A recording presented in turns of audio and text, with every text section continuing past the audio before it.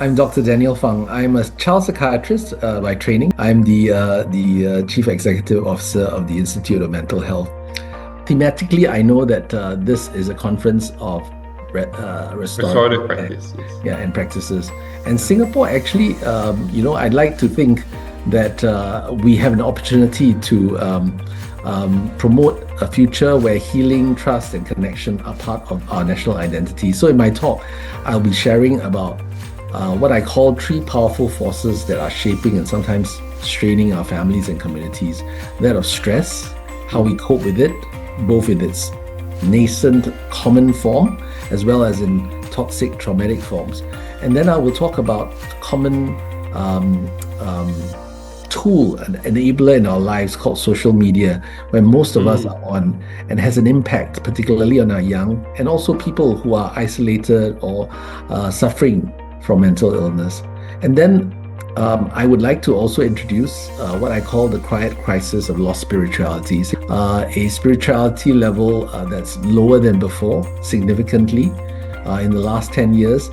I would like to, as a result of all these powerful forces, talk about hope and how restorative practices in our homes, schools, workplaces, and faith communities can help us rebuild the ties that hold us together.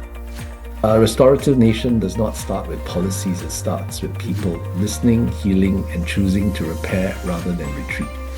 So I hope to see you there. So if there's one thing that you want people to walk away from the conference, what would that be? Well, I hope they walk away believing that healing doesn't require perfection, it requires presence, that we don't need to wait for systems to change before we start building trust in small ways, through how we can speak, how we listen, how we choose to stay engaged even when things are difficult.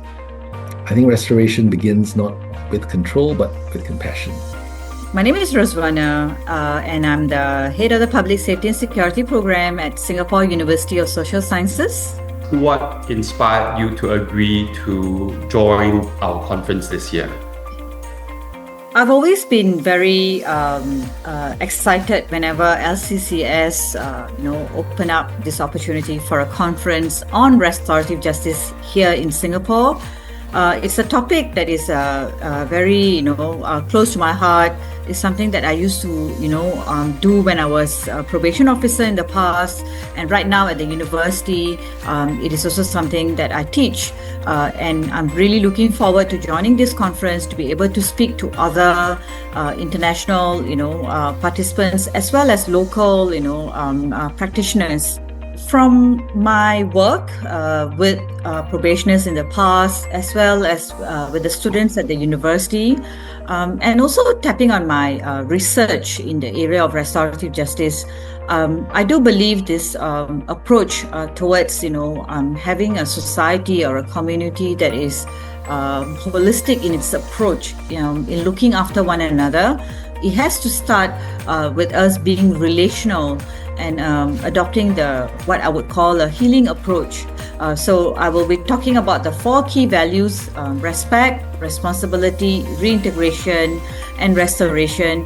And this is all very important values or traits that we should inculcate in order for us to be able to not just succeed now, but also in the future as we look forward to embracing what SG100 will look like, not just for us, but also for our children and our grandchildren.